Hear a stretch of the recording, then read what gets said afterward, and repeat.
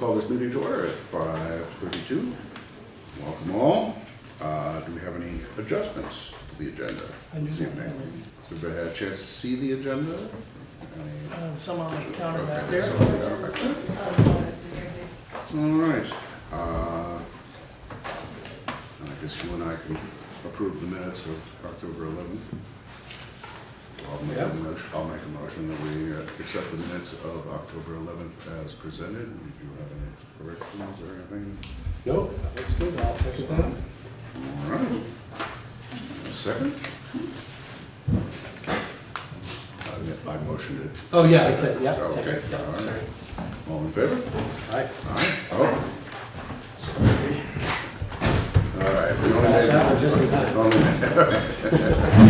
We don't have to have any It's contention. just a pony Jew cook in the works at town hall renovation. There you go. All right, so we have do we have any public comment on items not on the agenda? Is there anything? I assume you're all here for the Conservation Commission.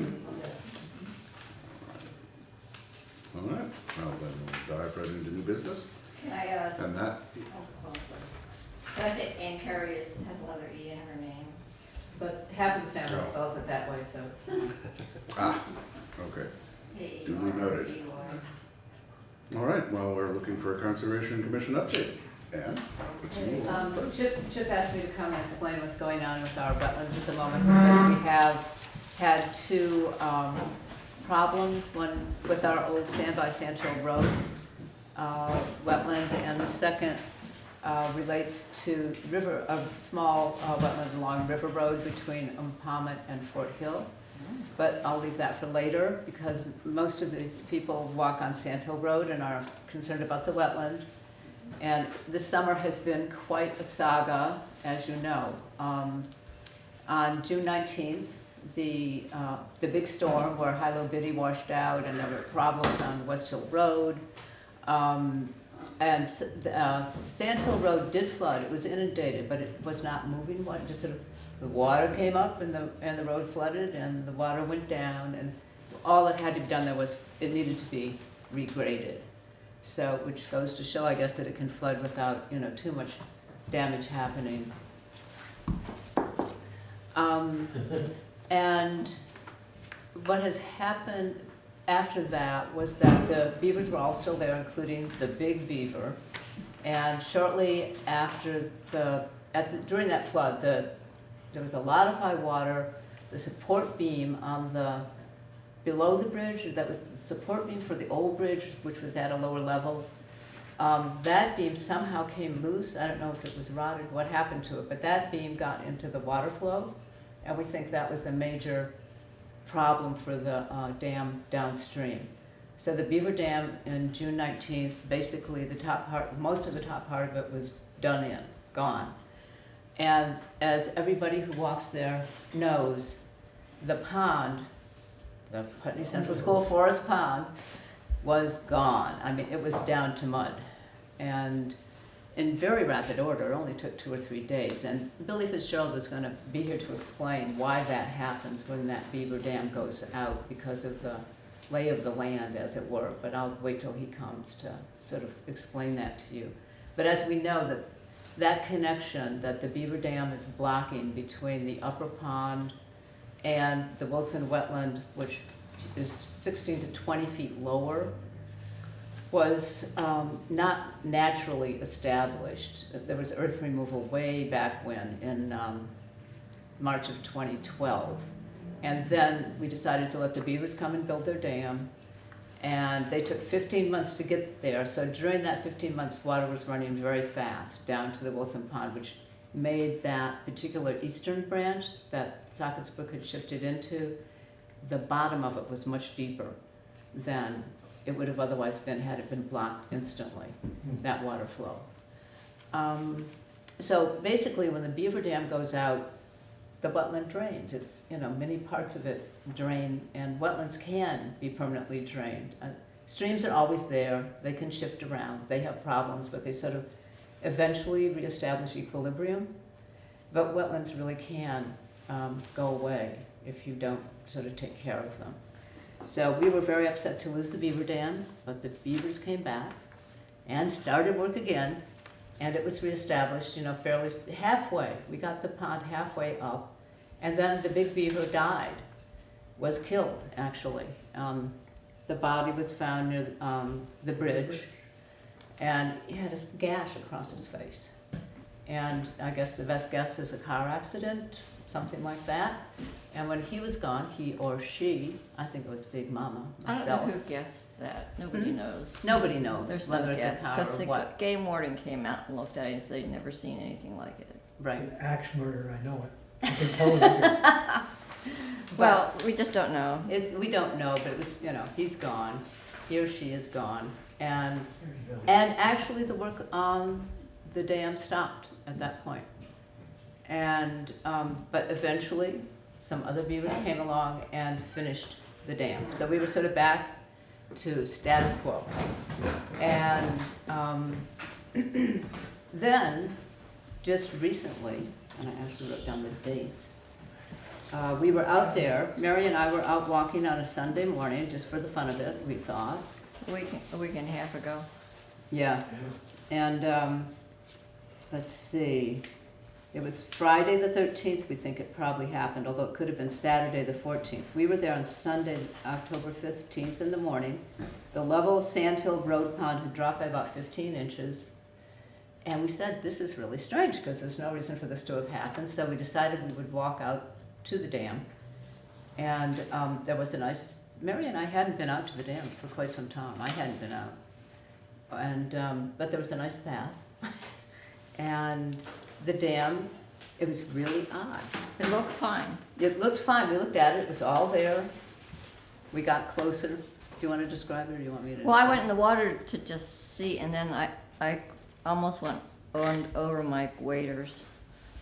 And turned out there was a large hole under the dam. And I was able to stick sticks in there. It was fairly wide.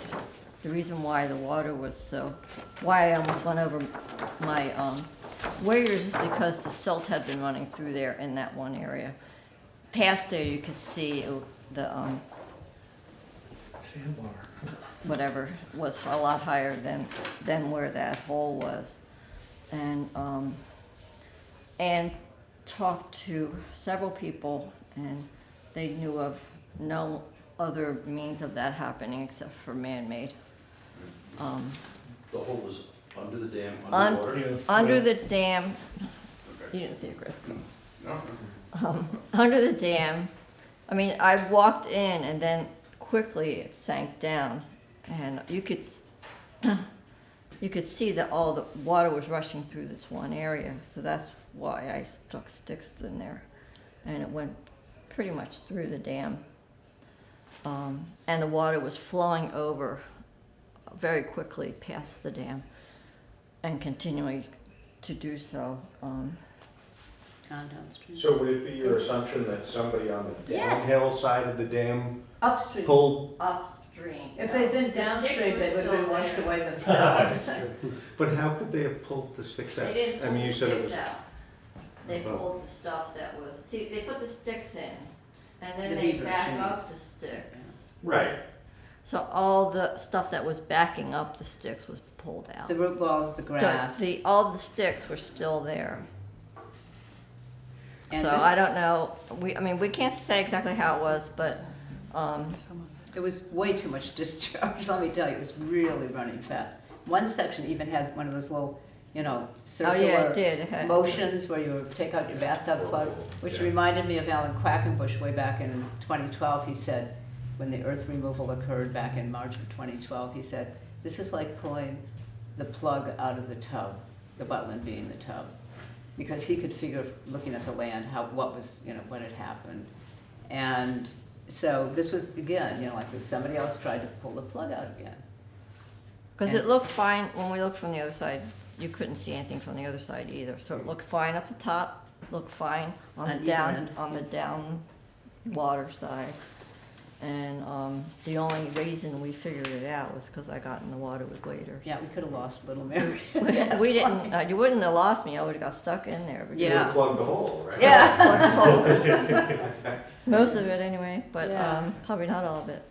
But it probably got, it may have, it wouldn't have taken much for that hole to get bigger, you know, because it was Right, loose it was silt actually right there. water. You know, the water would have just Start taken it, washing it, yeah. you know. And- And when the beavers, actually, they hadn't before that, but they did plug it up. You wouldn't believe what Mary they and I brought. just went freaked out because we said, how are we gonna plug up this hole? We gotta stop all this water rushing through here. And we said, And we can't said, do we anything. can't do it, we can't figure it out. So, And, but then we you can came see back it's- the next day. There was a And large they said they sandbar did. beyond it, you know. Yeah. Right. So, They're pretty adept on That's this. right, and well, you wouldn't believe what They they are- brought there. It was like this. they do their, kind of their own, I mean, it just is making me feel like if there wasn't like some really physical evidence of excavation, and in that, you know, particularly in, you know, somebody, it would, sounds like it would be something that would take a fair amount of work to do that. And do the beavers open it up themselves? I mean, they moderate, well, they're not always closing the water. I mean, they're regulating flows of water. Oh, usually it's over the top. Right, I mean, It's not I'm just, I'm posing it as a question. I mean, that's, Usually if you find water running around a beaver dam, it's usually around the edges of the dam at either end, because what happens is they build the dam, and then it goes around the edges, and that sort of upsets them, so then they keep making the dam longer and longer. One person had suggested that maybe a river otter made a hole in the dam, and I talked to two experts on that, with Patty Smith and Chris Bernier at Fish and Wildlife, and Chris said he had never seen nor heard of anything like that in his entire life as head of the, and he's now head of the fur bearer division at Fish and Wildlife, so that theory went down the drain. Then we thought maybe a trapper, you know, had made a hole because the game warden said trappers make holes in dams so that beavers come to fix them. And plus it was underwater. And the reason we think that's sort of, Mary didn't step in a trap, nor did her stick set off a trap. The place is marked no hunting or trapping. If you're trapping legitimately, you have to talk to the owner of the land and get permission. And so whoever did, if it were a trapper, he would be risking his license unless someone from the town asked him to do it, which I doubt. And the other thing is it's not seasoned. This happened on the, 13th or 14th of October, and beaver trapping doesn't open until October 22nd. So this guy would have been totally illegal. And there would have been no reason for him to do it, because at this time of year, beavers have no pelts that anyone wants, especially with the warm weather. I mean, Well, they have- I made friends with the local trapper, because I'm on that road a lot, and he was says on he the road waits too? until mid to later November to trap anyway, because they need the underfur to really get established, so. Yeah, so we came up with, So anyway, with just the people we talked to said that they knew of no natural way that would have happened, let's put it that way. Can I say something about what I saw on Yeah, Monday sure. when we went back out? Can you say your name? My name is Lonnie Wharton. Okay. I'm on the Conservation Commission, and I help with the exclusion, beaver exclusion offenses. And I know what it looks like when you remove material, not the sticks so much, but you know what the beavers push in there. So when we went down there that day, the dam is here, there's sort of a bite out of it, and then the tunnel is underneath, and to the left, there looked to me like what I would normally dig out and throw onto the bank. well, there was some kind of sign. Yeah, it wasn't Kids. a lot, I don't know. A lot of energy. Yeah, Must be kids. it would have been a lot of work. It would have been a lot of work. The path down there is very, very set in. People have been going back and forth. Don't know who. does anyone else want to comment or say anything? The good thing I would say is when I went and looked during that week, the way the water flows, the way the dam is here, and there is silt that comes. It's really easy to help with the dam because you're only in 3 feet of water most of the time because there's a lot of silt. When we went back after this happened, it was up to here. So the silt had gone. The water And probably under the, goes- and below the dam, you can see there's I mean, sandbars, since the almost dam above broke water. Earlier in the summer, that the brook has definitely gotten deeper on that. I would It call may south have. Side of the brook. It may have, but what happened, I think, after, if someone did open a hole, they wouldn't have had to do all the digging work themselves. They'd have to take all the root balls out Right, and the and then grass. it would just But start once it flushing. opened, Right. the water itself, Yeah. the Yeah. force of the Sure. water. Cleans a lot. Yeah. And that's why you don't deal with the dam like that, because Mary and I and everyone who's working on taking care of making sure Sand Hill Road doesn't flood by cleaning the culverts and the beaver exclusion fences, and occasionally if there's a big storm, Mary will call up and say, we've gotta do something about the dam, and I say, oh, don't touch the dam, and she says, yes, we have to touch the dam. Or just take some But grass we had off the very, top. explicit instructions from the Agency of Natural Resources that in order to not need a discharge permit, you can only take the dam down so much. I think it's a foot down and 3 feet long. Other than that, you can't, you're just not supposed to do it. And so there are all kinds of, since it's a wetland and a stream, there's all kinds of rules and regulations. So it's just a little bit that can be done at any time in terms of doing anything to the dam. But the water hasn't been up as high as it has been last, Yeah. since before the dam went out in June. It just hasn't No, gone up it's high. been slow coming You through. know. It was looking pretty held down in the last. Yeah, they're working Yeah. on it. I mean, Ann and I went down to look at the exclusion fences because we were trying to decide when to start working on them. Because once the big pond came back, we felt that we could go back and work on the exclusion fences. A&R, Marie Caduto from A&R had sort of said, because the main pond is so low, this was when it went down to mud, she said, leave the exclusion fences blocked up, so that at least there's one deep water area where the fledgling geese and ducks and so on can be Sand Hill safe. Road is really the big beaver dam Yeah, in many ways. Right, And there's- right. yes it is, yeah. they think so too. Yeah, they keep trying to plug up those nasty holes in that dam. But basically, we just thought it was a significant enough event that you all should know about it. I would also, we will go out earlier than December and re-establish our, posted signs, which you have to put Town of Putney and the date at once a year. We'll do that a little early because of this incident. I would like to put a plug in for Mary because from August of 2013, when the Beavers built that main dam, way back when, until June 19th of this year, Sand Hill Road did not flood at all. And granted, there were repairs and slightly bigger culverts were put in, but Mary has coordinated and done most of the work in terms of keeping those culverts open, the exclusion fences cleared, and the dam occasionally tinkered with. I volunteered to help with the culverts. Helping meant doing them. I That's often I talked to Brian and I Nobody said, explained that to you? well, I talked to Brian and I said, I'll be glad to help. I'll be glad to volunteer to help clean the culverts, and then it became my. Mary will take care of that. Which at this point, I think, we help, and if you're okay with it, we'd like to continue with that.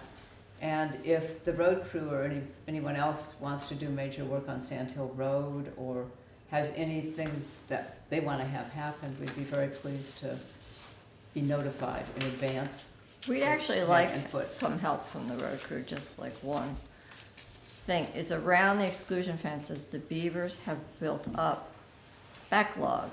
When we clean the fences, they just, Shove it in. move more stuff in. And I know they did this once in the summer. They went around the fences and pulled out a bunch of muck. And it would be, if they would be willing to do that, that would be great. But they'd have to hopefully do this in cooperation with Mary and have Mary there, because there was also, Or right you, after 'cause I'm Cynthia gonna first go started. away. Hmm? Okay, all right. I was just gonna say, right after Cynthia first started her job, the road crew wanted to go out and deal with the beaver dam, and Mary said, well, just make sure that I'm there at the same time and we can figure out what's the best thing to do. And they forgot to tell Mary when they were going out and went out. That's not quite how it went. But I wasn't there, so you have to Okay.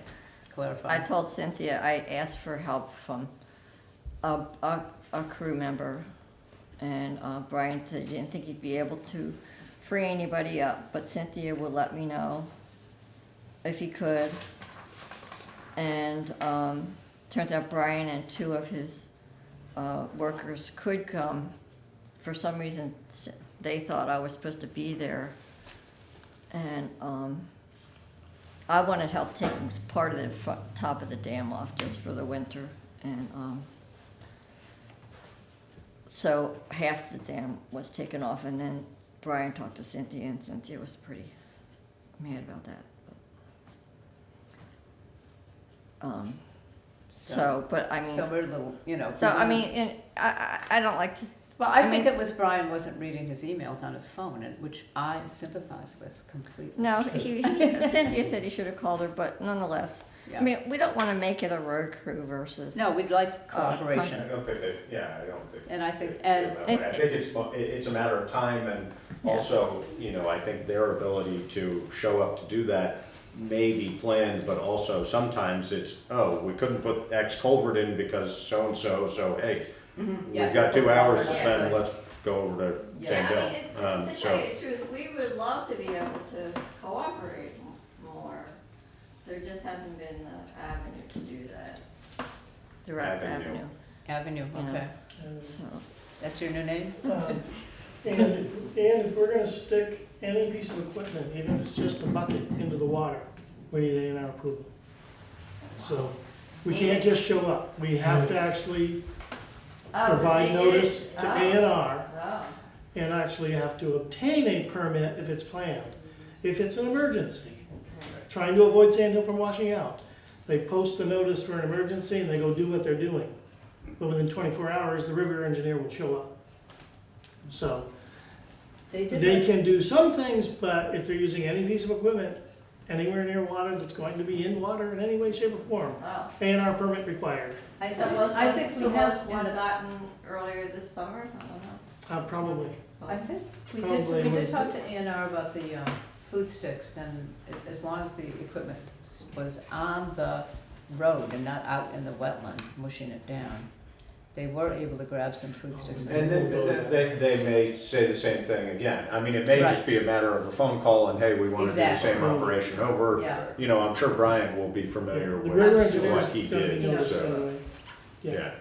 okay, and then the other thing we'd like to say in terms of thanking Brian and, you know, Cynthia and now Chip, is for the $20,000 grant to stop the erosion off of Sand Hill Road into the pond, which is just really wonderful to have that project in line, because we've been wanting to have that happen And for quite some time. I think that's pretty imminent, isn't it? Or it was, is it still, did it get Well, moved? or- it may now be done in the spring instead Oh, of really? this fall, but Brian's out this week That's right. So and it we just had depends those, on those timing. 2 grants in aid that came in to meet the new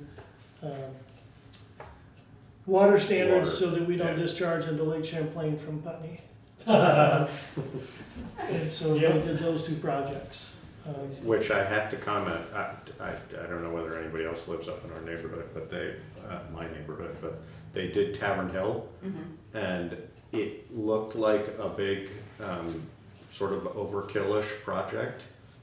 I went down it at yesterday when it was Yesterday was- absolutely pouring, and it was functioning perfectly. I mean, it was amazing, it just, it was sheeting off the road into the rock layered gullies they had created and feel, you know, you could just watch it happening the way it was supposed to. Oh, they have one of the. It was ponds pretty there, too? impressive. What's that? They have one of those retention ponds there? No, it's just what they did is they ditched both sides deeply, and then there was grant money for this, it's for reducing runoff from roads. And so it was to get basically large crushed stone, and pack it all in there. So they brought trucks and trucks and trucks of it and packed it all in, so it's all stone-lined ditches. And it just, I just was very impressed yesterday. It was like, wow, that was really what this needed. Because on our last big storm, we lost a whole bunch of the road. I mean, Yeah. obviously, this was not the same scale of storm, but it was functioning very well. So kudos to Brian and also to the grant money that made that possible, because I think that was an A&R or granted a V-Trans. Yeah, and that was, you know, As part of the $17,000 preparation or something, so. So I guess, it's just in my heart that I think that you all value the Sandhill wetland as much as so many people do. I mean, I'm on that road a lot, especially this time of year, and people just coming by all the time saying, thank you, thank you, thank you. I'm like, well, there's a lot of people working on it, not just Yeah. myself, but, And it's also on our list of, our little map that we have reissued, that thanks to Lonnie getting a tiny grant, the places to walk and bike in Putney. And Sandhill Road is on there as a place to watch wildlife, and it's a hot birding. There's almost Location always because of the something to wetland. see out there. There It's is, it's amazing. wonderful. well, and the Hidden Springs Maple, they send people around to walk on the road. Yeah, And there's a B&B now up the road, and they're sending people to walk on Sand Hill Road, and so and people come from out of state. I meet people from out of state who, they're just coming through the area and they want to check out Sand Hill Road. just wondered. It's just so So it's close to like, the village. it's an incredible resource that we have, that, we need to take care of the road, and we need to take care of the wetlands, so, I don't think either one is more important than the other, and I would think that you would all. I mean, Josh, you're shaking your head. Scott, you've been on the committee, and I'm sure you do. Absolutely.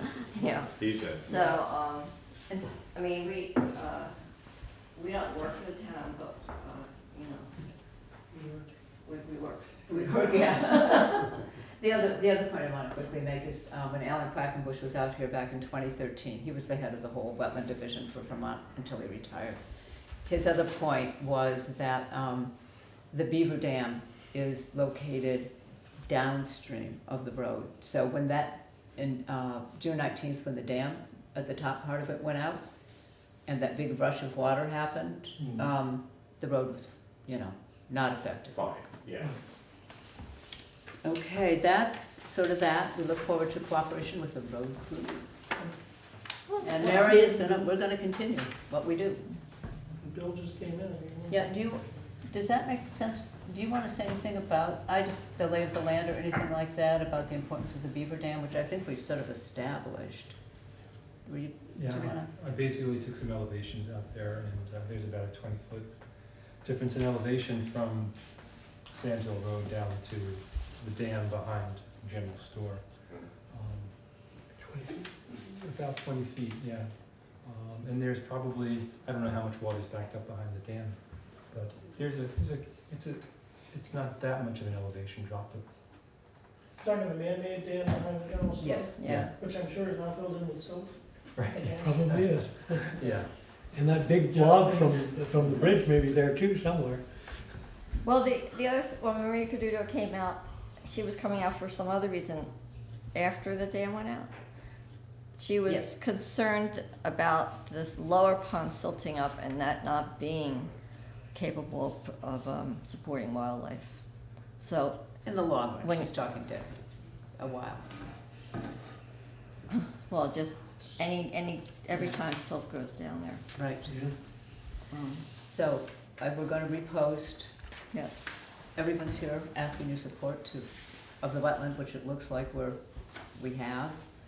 And like I say, we will just keep on working, and hopefully Mary and I can at some point, when the road crew has time, maybe deal with some of these other issues. Very quickly, what you were saying, Josh, about their work on taking the berms out and having water sheet off, like the state is now asking them to do under this new Clean Water Act. Phosphorus issue. We had one problem down with the River Road wetland that's between River Road and the railroad embankment. And that little wetland runs from Fort Hill Road down to Empalment Road. And we really need to remind people that the hydrological connections are not just the streams crossing the road, but the wetlands that these roads may run alongside of or go through, like on Sand Hill Road. Sand Hill Road has no berms, but the little wetland down on River Road did, and they got pushed into the wetland. They were pushed into the wetland rather than taken away, which is a problema. And we're gonna find out what we need to do to remedy it. And Chip asked me to call, and we're working on it. Yeah, and I also would just add, I know that Chip said it strictly tongue in cheek, but it is remarkably important for protecting both Lake Champlain and the entire Connecticut River Valley watershed. I mean, you know, the lower end of the Connecticut has significant issues related to Yeah, the dead zone stuff coming down on Long Island. all Yeah. over. And it's interesting that when you deal with salt water, it's the nitrogen more Right. than the phosphorus that you're concerned about. Who would have guessed? So thank you. Thank Thank you. you, yep. And don't think we don't care about what else is going on tonight. Some people might say. That's right. And so if you haven't, New rules, please, if you come in at the beginning, you That- stay at the end. and if you haven't, You didn't please hear? sign in on the sheet that's right next to it. Yeah, please, just so we have a record. For the minutes. And you're gonna say, All right, so we're looking at a wastewater allocation request. Yes, this is relative Relative to the Zyder. to the Zyder project. Ongoing, right. Painmeyer is right Getting across the that road, and corner straightened out. did design a line, 4-inch line to come off this when built for Painmeyer. Folks, if you want to converse, that's great, but if you could take it out, thank you. And so, Painmeyer's system, which is really just a driveway, has failed. And so he is in need to connect. Zyder, of course, has been anxious to connect recently. And so, as I mentioned during one of the meetings, that Painmeyer had never applied for allocation or connections. So, reached out Friday to us. He didn't have a allocation at all from the beginning of the setup. Oh, no, of course, that was water. Anyway, never mind, sorry.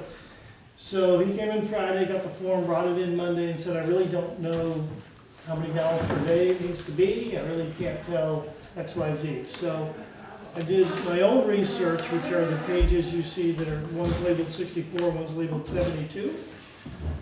And basically that's telling you the source of where I got this, the subchapter of technical standards for wastewater disposal systems and potable water supplies, which comes from the DEC.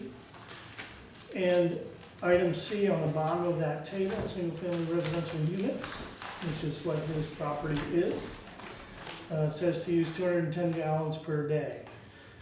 And I'm assigning 250 gallons per day simply because that is our minimum ERU. And so it makes sense to simply assign that. He has filled out the app and not knowing what was going to transpire. I told him, look, let me get the board to approve the 250 gallons a day and authorize you to connect to the system for $1,500. And once they've made that approval, I'll get a check from you for $1,500. We'll give you the letter and you can go to the state, get your permit. He does have to have his permit, which is already somewhat in progress because of the urgency of his need to actually solve a problem he has. Yeah.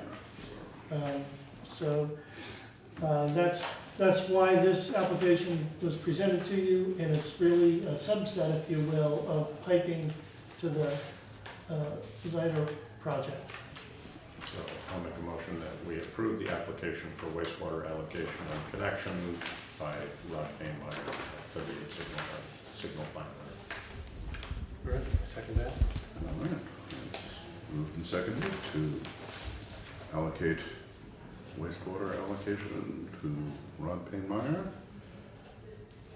All in favor? Aye. Aye.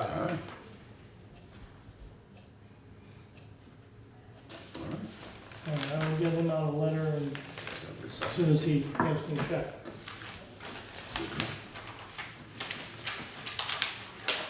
Are they trying to get that done before this winter arrives? Junior's been chafing at the bit to run up there. Get it done. Get it done. Get it done.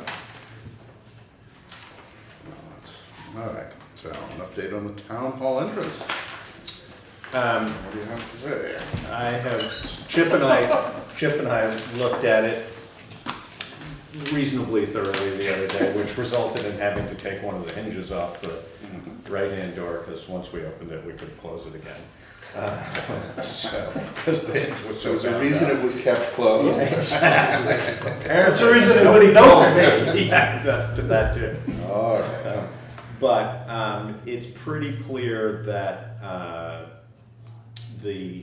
particularly the door, the functioning door, has really failed. I mean, it's, you know, it's no longer kind of intact. And so I personally think the most simplest way of approaching it is to just replace the two door slabs.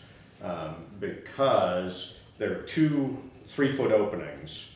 And in order for us, we happened, Cole Streeter was here the other day looking at some other things, and reminded, you know, if you were to put an insert unit in there, it would reduce that opening to a less than 3.0 opening. You know, we don't currently have tremendous accessibility, but, you know, I think in the interest of maintaining what we have, keeping at least the 3-foot opening would be good. And then, so I talked to Lisa Papazian also, and she's in favor of changing the doors, but she was in favor, instead of doing the 9 light over 2 horizontal panel, she felt a more appropriate door might be to do 2 horizontal panels with 2 horizontal lights above it, 2 horizontal windows. So I didn't bring a picture of it, but you know, essentially the look of a 4-panel door, but the 2 top panels are glass instead of. So, because she Good said, luck with that. no, I just ordered one I mean, actually. you know, For another but just project. good luck with that. That's, you know, pick one. Yeah, exactly. Okay. No, that's what it is. Well, Lisa, she said it would be more in keeping with the style of the building, so I think that's fine.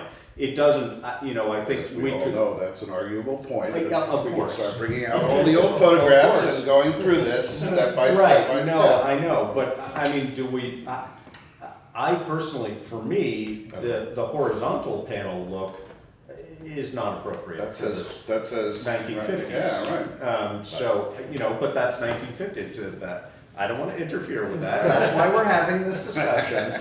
But I'm guessing you looked at the early tall door, and I didn't see that. Was that, Vertical slants? you know, what It was the a, panels on it? it was a 4-panel door. Or maybe a 6, because it was so No, tall. I think it was a 4-panel door because we were looking at, there was another photograph and I said, wow, did they like take out the top panels and replace them with glass at some point? Oh. But I think it was the paint job Yeah. on the doors. I think it was, you know, it was a paint contrast, but it was of course an old black and white photo, so it was, you know, difficult to get that. So if they were That's 4 panels originally, this Right. would be going Yeah, but back. they were vertical to, you know. Right, exactly. Exactly. Yeah, no, it's Yeah, there. with glass, Right. and glass. So I would propose that we, based on, you know, the fact that we need to replace the doors, we can do it by just replacing the doors themselves. The hardware appears to be mostly in good shape, that we And the go. casing is sound enough to. It seems to be the lower part, it's hard to tell, because the screw, we had, as I said, we had to pull this hinge. They were only 1-inch screws, so, you know, they were not well attached, but, Right. you know, with 2.5-inch screws, it might be fine, otherwise it might be a Bondo project, I don't know. I don't think we wanna get into tearing it apart too much. If we No, can. no, if we, Can of worms, I know what I'm absolutely. saying. But with, you know, with appropriate structural, right. you know, I'm not concerned about the structure of it, it's just getting screws to hold in it, et cetera. I would simply say, you know, don't agonize over the decision, pick a door and let's Move move it. ahead. And then we were thinking also the side lights, instead of doing, there's no reason we could think of to have them be functioning as operable windows. So I would suggest that we put in a single insulated glass panel, the whole size, with a muntin in the middle to divide it, to mimic the look of what's there. And then above is divided into essentially 3 squares, so same thing, replace that with insulated glass with 2 divisions so that it has the same appearance. So Yeah. those will essentially look exactly the same, they'll just be insulated glass and new. But they Would won't the biggest function. issue be if we paint it the right color? That's, well, we can So- stick. Green on the color. outside, red on the All inside. right, all right. So, And we have Appropriate one door hardware. opener, which we're sure the spare parts are probably outside in the shed. Okay.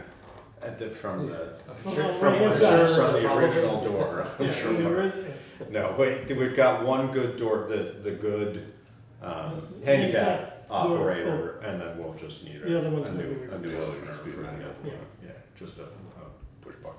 close. No, we have, that has a push That button. has to break No, down. he's talking about a closing, you know, it has to, whatever those things are called. Actuator.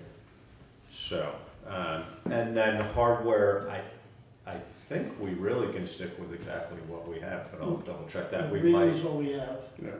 because our lock is, I think, integral with the crash bar, Yes, isn't it it? is. So we wouldn't have to change Yeah. anything about that. Yeah. I mean, when we literally first hit it, we had to kind of pull on it a little bit, and that's when we figured out. Right, that maybe. The hinge is Maybe there down, was a reason it was The hinge is still there. sitting on the but it floor needs right one. there, you can see it. At the same time, are we gonna address the other doors and, the key security issue? No. Okay. No. No, it's just But at this time, we can tell you that Cole Streeter did stop by. We gave him the rundown list from the inspection, passive inspection done in June. He's looked at the electrical and participated a little bit in the door conversation. And the stairs and the railings and whatnot. And effectively just said, these need to be taken care of, take care of them. Nothing is huge. He thinks every one of these things is a tiny project. Yeah, It just or needs to an be hour, done. It's a punch, that's Yeah. it. Yeah. It's a punch list. It's a punch list, yeah, exactly. And so he's been given the go-ahead to simply make it happen in buildings. He has been in the building before, and he is electrically certified. So he will take care of like that you see hanging there with no cover, and I know it's dead, but I know it's dead because I brought in my own tester. But You're not. Everything's changed already, as you yeah, I wonder what this switch does. Yeah, right. Hopefully goes out. so all of that is underway, and once it's done, I'll report to Passive that it's actually done. So that's where we are. So the town hall doors, you want Josh to continue? Absolutely. And Well, That's what I would probably suggest is that we, when Cole's here, as long as he's willing to do it, I can walk through with him what we're expecting, and then he can put a number on it, because we should have a number. Sure, Sure. of course. Okay. Any He thoughts says on- he's got a set of doors Wooden available doors. next I time. think wooden doors and painted. Right. I think it would be too Yeah. bad to lose that. Right. I But was- there'll be, yeah, I was- you know, Squeaking a little bit on the fiberglass doors. I was going, okay. yeah, I mean, if we do new, Right. they have the, panels with the Yeah, nice little right. thing inside, and, But, as we know, none of these doors are probably original to the building. right. And I'm just wondering if our predecessors agonized, how much they agonized over changing those doors. I don't know. I'm suspecting they were probably pretty abrupt about it. Is that, we're just Get it. doing it. Get it done. Yeah. Yeah. All right. So Josh will continue just enough. Well, so when that we- Cole's, if you guys just let me know when Cole's here, Yeah. I can just come down and Sounds good. Because you're around, okay. figure it That's easy enough. Good. All right. out. Or I can talk to him and just get the materials ordered, and then he can, however he wants to do it, you can ask him how he prefer to do it. Yeah, got a connection there. All right, All right. next item. Personnel policy. What do we have about this? So Some information. Karen's got a whole lot of information. As requested.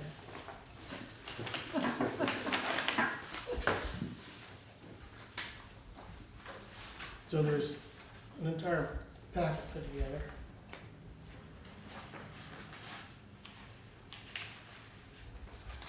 So we had discussed a few things relative to personnel policies, probably a month and a half ago, relative primarily to elected officials being responsible to the personnel policy when they're given salaries and benefits. And the fact that the retirement system for Vermont employee municipal retirement isn't even named in the personnel policy, yet it is a requirement by statute because we're members. And then since that time, talked about moving from Group A to Group B.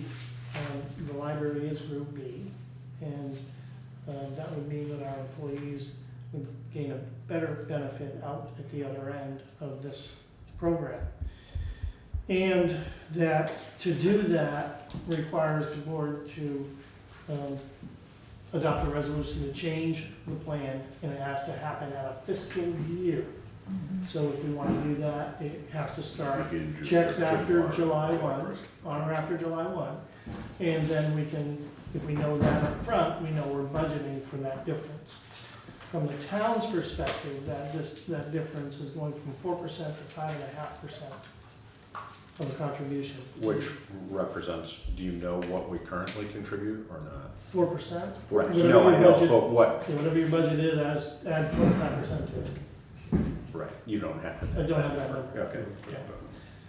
If you're still interested, again, work through the numbers and we'll talk about it in a proposed budget. Yeah, What does that translate to? financial. To the yeah. employees, it's almost a doubling of their contribution. And again, Because they have to up their. they go from contribution. 2.5 to 4.875. The percentages are driven by state legislature. They're nothing we control. For the different groups. For the groups and for employer shares. Right. So, So currently, all other employees other than the library are Group A, on Group A, Group A. including, I'm assuming, you guys as well? No, I'm in Group B Okay. by contract. Right, by contract, but Karen, you're A, and, everyone else. So, Ryan, The road the crew, five right, highway right, guys. yep. if somebody wanted, because their employee contribution goes up, Yep. can they opt to stay at a Group B level, or is it just, At a Group it's A just, level? at a Group A level, sorry? No, once you've established it, you establish it. Okay, so So we're making this decision in effect for these folks. for the employees, that they're then contributing close to 5% of their paycheck versus 2.5%. But therefore get a larger, Chunk on the way out, yeah. Is it behoove us to bring in, department heads, bring That's Brian what- in? and- it might be worth Bring asking, everybody in yeah. to say, look, we're considering this, Mhm. and. I think that would be absolutely appropriate because when we get down into the manager's report, we're going to budget, planning out a budget, that would be the time to also department heads can talk about Exactly. this, how it impacts them. It's not within their budgets because it's in a benefit section, but it would impact their Right. employees on net pay, absolutely. right, exactly. Yeah. Is that just trends, I mean, if they've been on Group A for, say, 10 years, how Well, does that what transition? there is they do a proration assessment. Okay, And so they look at the amount of years in contributions in Group A, the amount of years in contributions in Group B. But the methodology is once you are in Group B for 5 years, you're then vested in B, mhm. and they'll still do that proration, but the value will be paid out as if Group As B. if you were involved with it. Okay. Yeah, But you it can actually takes buy 5 in. years to be vested. Yes. And is that true of Group A also? Yes, or- and okay. so these guys may already be vested, and if they were to retire with only 2 years into B, everything would be prorated according to how much you contributed at each level. And you can buy in Contributed at each level, A versus B. A versus B. Okay. Right, say if you And retire. So if Employee- you, yeah, 2 years in. You've got 20 Yeah. years in at A, and you, Yeah, and it's not inconceivable, I've heard that employees, when they got to Group B, they went back and bought into Beamers to make A become B for the years they were there. They buy that, So you It's could, so buy- there's that pay. there They is an buy the option, service. right, yes. along those lines. And if you do the math, That's you a may good be able to investment. borrow the money, Yeah, to do it, and in the end, your payout Well is worth it. still a positive. yeah. Yeah, but that's, those are all things that, I don't know that we've got anybody close to retirement. So. We'd like to think we are, but I'm quite Yeah. sure we're not. Yeah. Not yet. I'm too tired to retire. No, I definitely think it's a conversation we should have with the employees Yes.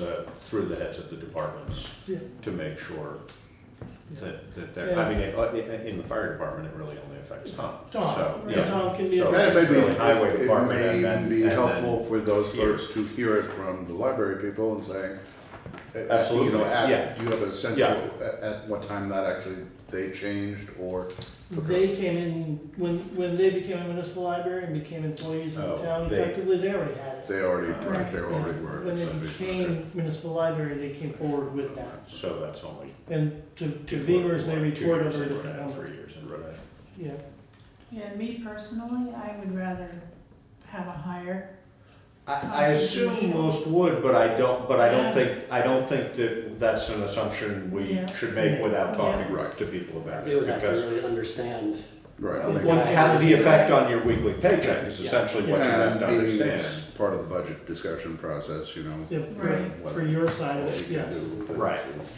And because we, Karen and I, are already gonna be getting together with the entire highway crew as a result of establishing files for commercial motor vehicles, annual Mm. checking of their licenses and all of that jazz.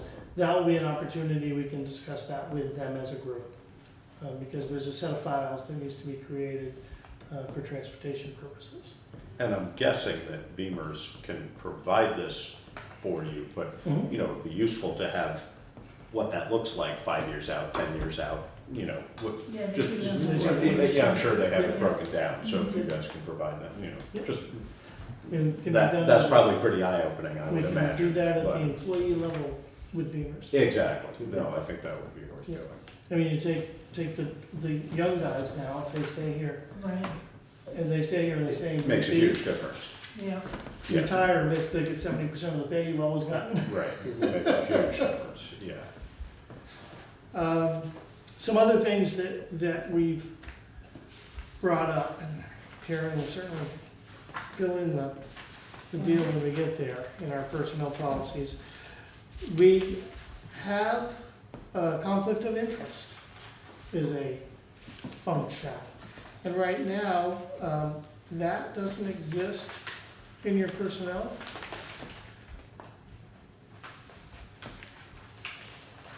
I'm trying to, Conflict it of does. interest and It's privacy number 8. issues. yep, number 8.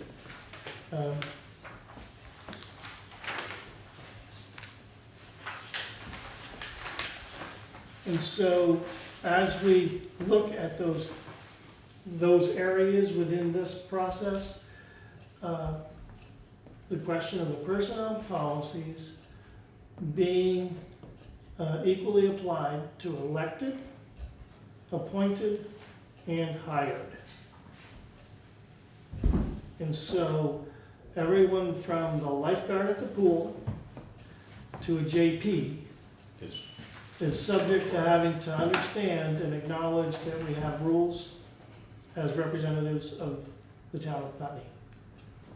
And whether the board feels that is impinging upon elected officials' roles, or if you are, as the, if you will, overseer, grand coupon, establishing policies that the town operates by, so that you are in a position to be able to say, the policy says, you know, your mother-in-law is a benefactor to a decision you're being a part of. No, you can Right.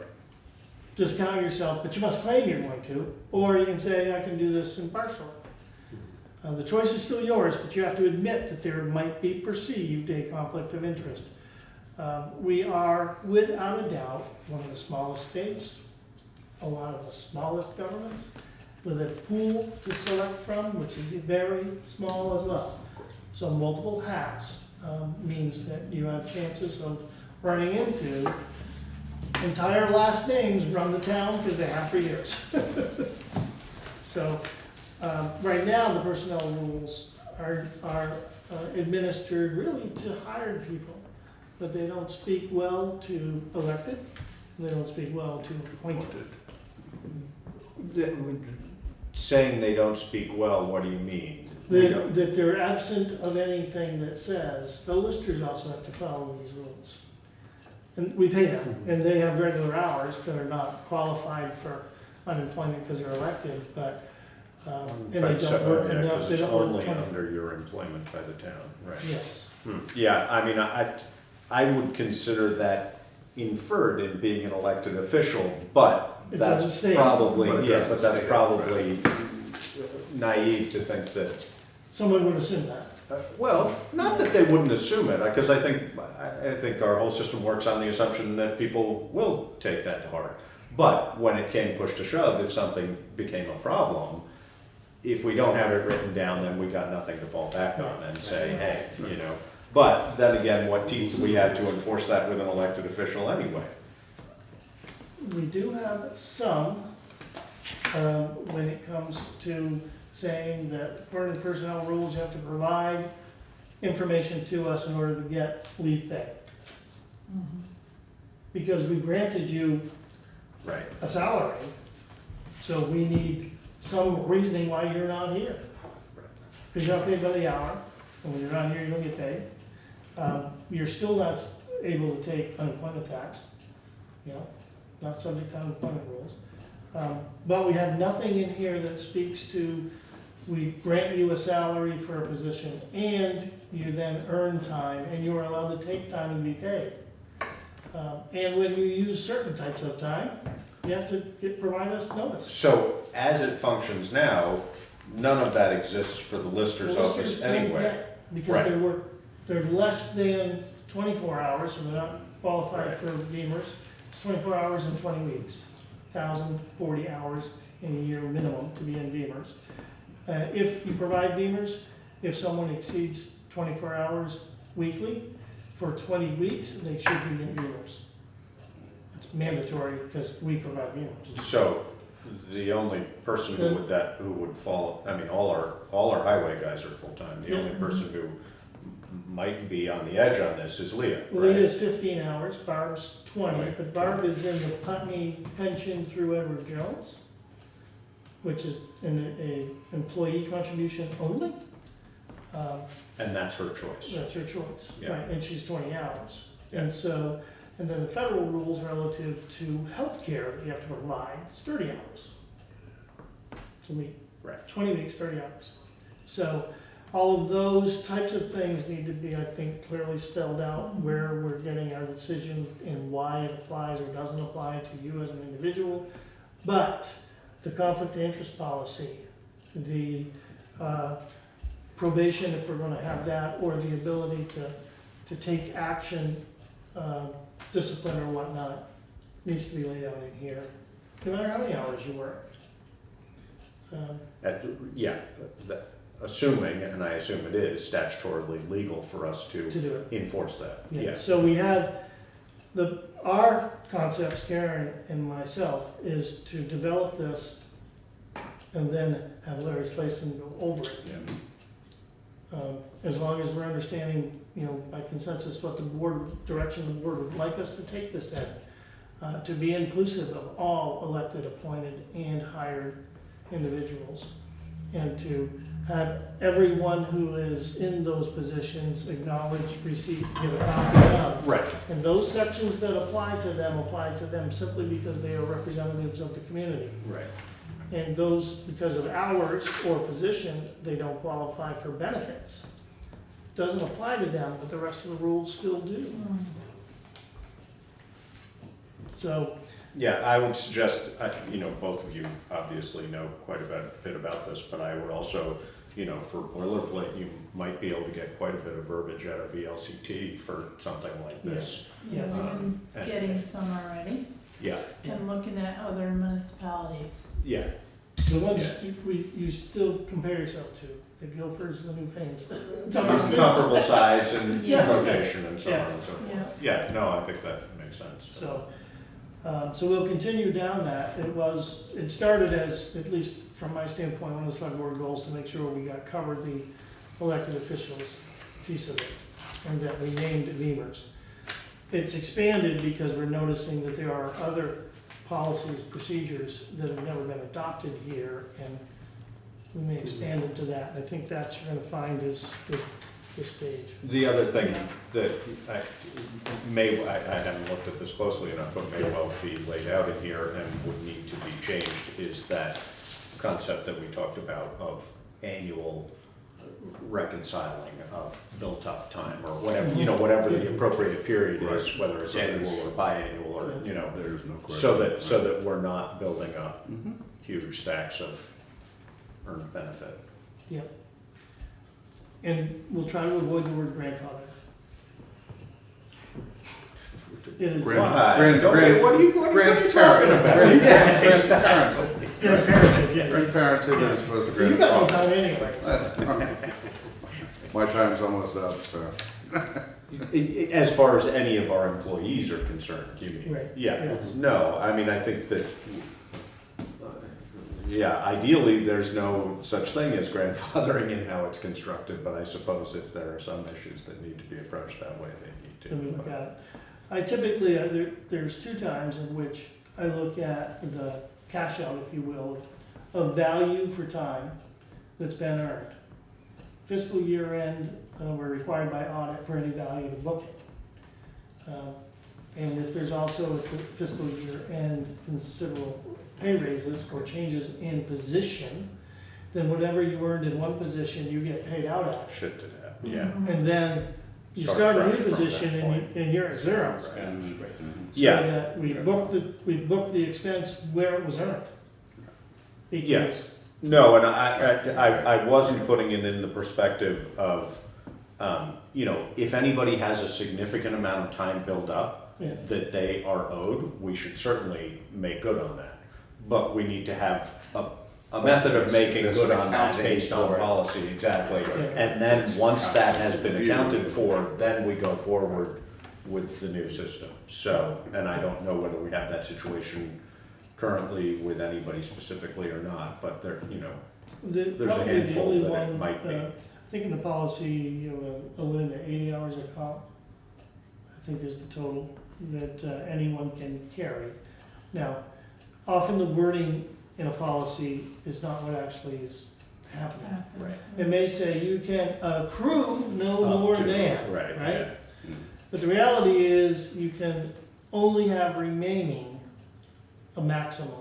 Because you're gonna accrue and take and accrue more and take and accrue more and take and accrue more and take. But if it stops at accrue, then at some point, Right. you take what you've accrued, you can't accrue anymore, and when does that reset? Right. And that's where the grandfather question comes into it. Well, yeah, because I've been in locations where the max was set at 40, but every time they accumulated 40, they take away off. Now Right. they can accumulate 40 more in the same fiscal year. Right. But the policy doesn't read that way, it says maximum accrual.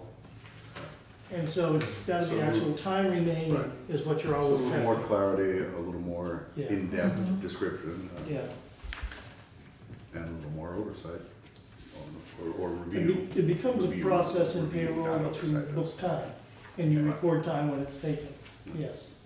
Yep. So, I guess, No if, more late to meetings. even if we did text, Yeah. so Karen, feel comfortable with where we are headed, primarily through you? Yes, Okay. yeah, we can pull it together. Yeah, I mean, that's a pretty substantial project. So I started with only a couple things that I wanted to go. Yeah, no, but there's a You lot know, that should right, be policy, brought up to date. once Things it- change, Yeah, Right. you know, regulations change. Yeah. And if you don't keep up with it, then, it gets fine, Right. yeah. and then you're in a situation where you have somebody retiring and you're like, all Wait, right, we well, were- this is the way we always did it. Right, So, yeah. and then you set that precedent for the next person. Yeah, and the grandfather clause, in one union case in northern Vermont, a particular fire chief went to retire, and they owed him 3 years' salary. Because grandfather can accumulate with no shut off. And was a very honest gentleman. He took 3 months paid and left the rest of it off. So, but that, when the auditors had to book that, Yeah, right, yeah. a big liability hanging out there. So, No good deed goes unpunished, right? I do know that, yeah. So that would be a liability then, Yeah, accrued yeah, time. June 30, all time that could possibly be paid has to be booked in the financials. And that's a year-end adjustment, and then it gets adjusted again at the end of the next year. But if you've got set stages in there that an employee moves from the recreation department to the highway department, the time is charged off and paid to Complete that pool, time. and then you start Yeah. highway with nothing. Yeah. Yeah. 40 hours extra in the pool department doesn't mean you take a week off in the highway when you start. Right. So, all right. Onward? Good, thank you. All right. Is that anything we did not, that's just a Just, sort of directive to continue to proceed? yes, All right. that's pretty much what that was for. Carry on. Carry on. Copy your lease. Okay, so, Ooh, Now fun the and exciting exciting. part, yeah. Let me tell you, this. What do we got? This looks really good in color. And you know what we don't have? The ability. We don't have the ability to copy in What? color. We need You more mean pie the charts. Canon label would be red? Or some other, flips and flashes. So, this was a project that had actually started with Cynthia during your last budget season, in fact. And there was a presentation done, I think, with Cynthia probably March, April, May, after town meeting. And then it kind of got tossed to the wayside due to other circumstances. And then the individual, Chad Illingsworth from Canon Services out of Keene, New Hampshire, came in and talked to us last week. I think it was last week, Friday, Yeah. 9 o'clock. Yeah, And gave us this presentation. This is a product that is used around us and is going to be installed in Putney School. I've worked with Putney Canon. Central School. Putney Central School, yeah. So many, I don't, you know. Oh, really? Oh, really, he says? I hadn't heard that one. Yeah, well, you don't get one in the kitchen. So, this is a copier, printer, fax, scanner. It is of 11 by 17 capacity for legal size scannings. It will scan in color to PDF for us. There is no cost for a click for scanning in black and white, scanning in color to PDFs. There is a cost per page for every black and white copy and every color copy. And those numbers are, I think they're presented on the second page down. Right on the front, so under the service contract. yeah. Yes, right on the service contract. Well, color adds a chunk of change. It does, it does. Order of But magnitude. I have been places where the color copy is $0.015. So, and what is inverted is the price of the machine is inverted for the cost of the copy. Yeah. 60 months at $1.40 plus clicks for color in black and white. And this may seem like a silly question. Do we need a color print copier Yes, for?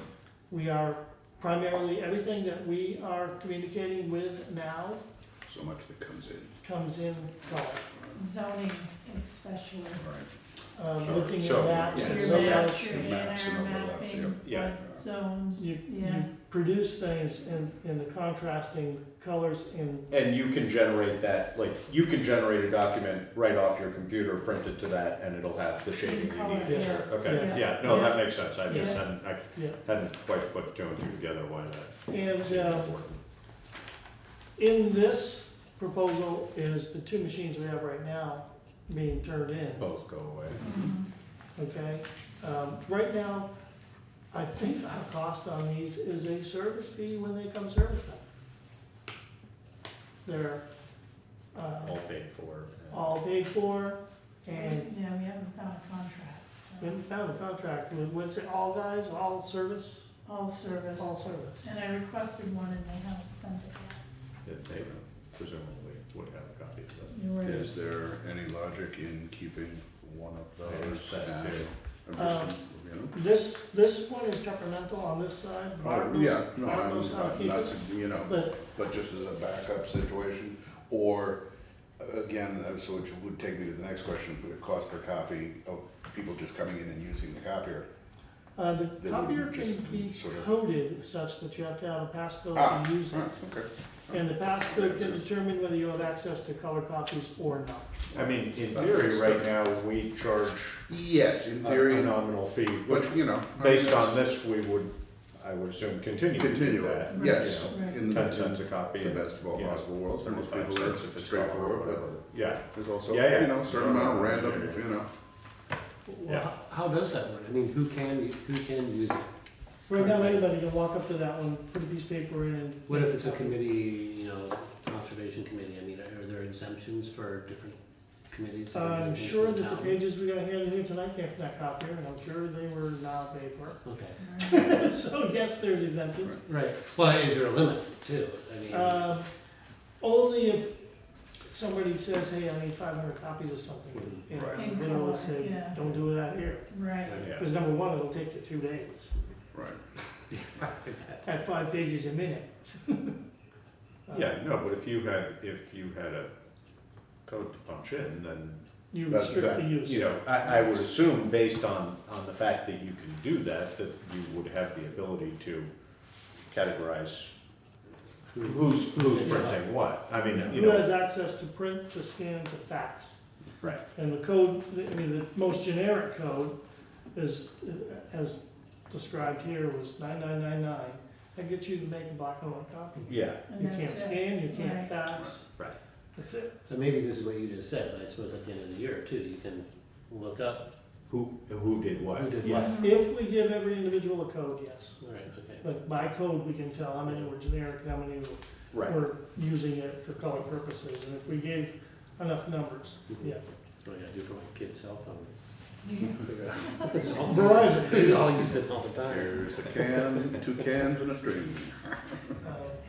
I really got down to smoke signals.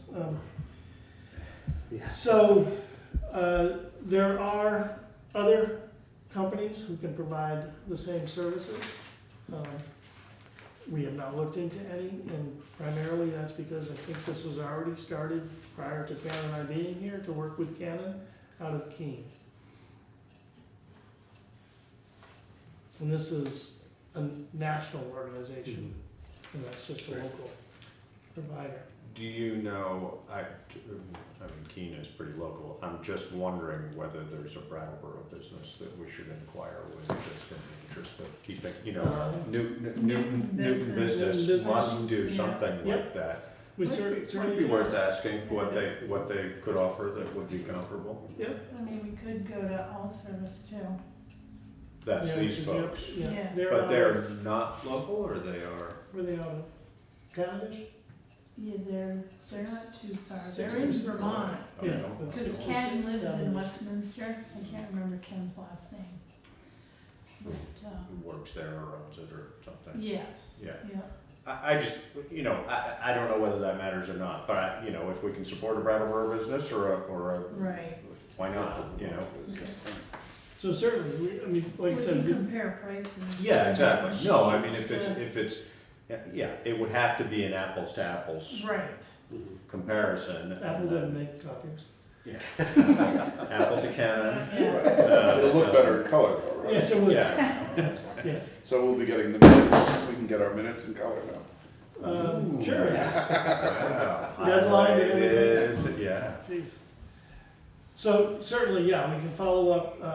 A Newton business Yeah. actually is, I know, in Brattleboro. They were in Bells Falls Yeah. and closed their store there. Yeah, Um, no, they're down on Canal Street. Yeah. and they've been around a long time. Baker used to be down there. Maybe that's now new. I think there's an association Association, yeah. between them, Yeah. I think, I'm not Yeah. sure. but certainly that, and within, the realms of the purchasing policy and trying to keep business local, that absolutely is a worthwhile adventure for us to, be a phone call in the morning to find out. Yeah, it won't take Yeah, too long. we'll take it on. But this is, one of the items that is like 21st century. Yes. And, I mean, I think if we move that machine, we may find a stenograph underneath it. Because it's Right. been here a Couple, long couple, time. couple Right. squirrels We running just it. need to, right, change the squirrels. Yeah, Maybe little a graph. purple ink. Alright. All right, so we'll take care and get more information. You may see that return, 2 weeks from now. Alright, I see nothing highlighted under old business, so I assume there's nothing there. Nothing new to report under old On the business. town managers. Actually, one thing I would just quickly add is last night there was a meeting of the group talking about the school forest, and there was discussion about the other lands that Putney owns and how, you know, what that relationship could be. Now, there was Right. nothing more than that, but just so you know. Mhm. Actually, someone asked me yesterday, and I guess this is kind of old business, but the end of East Putney Brook Road, just past the campground, there was somebody, that's a class 4 Yeah. road that continues on, which it does belong to Putney. Mhm. Right. Well, Evidently, Till you someone's run out. posted that As private. as private now, Oh, the road itself. supposedly, Yes, yeah. I have, Ah, yes, I maybe drove I out can't there do and saw that. a sign. Yeah, I was looking for something else, but I drove out and saw that sign that said private road, and made a presumption that that's where East Putney Town Road stopped. no, I think, So, that goes all the way through up to the end of to Westminster. Town farm, yeah, yeah. Town Farm yeah. Road. I think so, yeah. Yeah. But It so sort of someone, loops up, if it's where I'm thinking, you're that's, thinking. and someone was just explaining this to me, To the so, left of the bridge. yeah. Right, there's essentially two roads that run all the way out to Westminster West, parallel to the East Putney Brook, Mhm. in effect, on both sides of the Mhm. brook. Right, One side, there's East right. Putney Brook Road. Right, And, which and is then- that behind the campground, and that's a continuation of that on sort of the west side of East Putney Brook Road, and the other road takes you out to Cotting Road in Westminster. Oh, That's right, right. yeah. Yeah, Yeah. yeah. And they blocked it from that side too. Yeah, it's blocked on that Oh, side. gosh, Yes. That's what, did blocked did now. the town do that? No. No. and So the the people that live in the neighbor, very end, yeah, right, yeah. yeah. But, Mhm. but this one, Probably. they say there's a sign that Putney put up that's all faded now, or it's graffitied over or something like that regarding this. This This road. is class 4. You should just ask Brian. I mean, Yeah, that's what I was wondering, have him buzz down there and see, because they used to walk on that road all the time, now they feel like they're not supposed to, because they thought maybe it was, The other thing is, I mean, Used to we be able to have, drive you know, it we have all to do that long our, ago. we have to do our certification for the state, which Mhm. includes all the documentation of that. So if we're claiming that as a town road, then, Then, I mean, if it's never been thrown up, then it can't be posted, that's for sure, Right. so. right. yeah. So, just passing that on. Brian is out this week on comp time Slacker. vacation kind of stuff. I'm sure he's working. Yeah. Just not working for us. So I'll put it on the list when he comes back. And I'll ask Jason about it tomorrow, and he may be able to send somebody out to look at it. Okay. Also, I did, on that same note, I did get information about the 5 bridges. And, well, there's really a list of bridges in the town of Putney. 4 of them are owned by us. The bridge that we just changed the weight limit on is owned by NECCR. It is, Yeah, it is, listed on the bridge inspection reports that I no kidding. got a link and That's good. accessed, and so, one of the projects that I wanna put together is that you have your bridge inventory, your bridge inspections, you can read them and see, read them and weep. And did they have an obligation to maintain it to a certain standard or not? I mean, I would assume It says they right do. now, it should, it should be cleaned up, it should be painted, and consideration for replacement. I'm sure the answer to that's gonna be, okay, I don't need it, you need it. But, once I get the report put together and I find a connection at NECC, I'll send that bridge inspection report to them and say, hey, we just posted this for 5 ton, so. maybe you need to look at this. Yeah, I mean, that It's would, being claimed as your bridge. it would have to be a liability for them Yeah. if something happened. But that doesn't mean they wanna do anything about it. Who knows? National Safety Transportation Aye. Board will Yeah, take care of that. take great care of that, yeah. All right, What else? So we're on to give me an town update. manager's report, Yeah, consolidation of the banking progress. yes, so,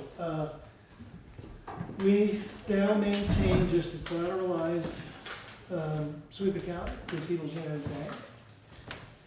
We have a library checking account, which is their fundraising account, and the library board opted to open a 6-month CD with about $290,000 in it.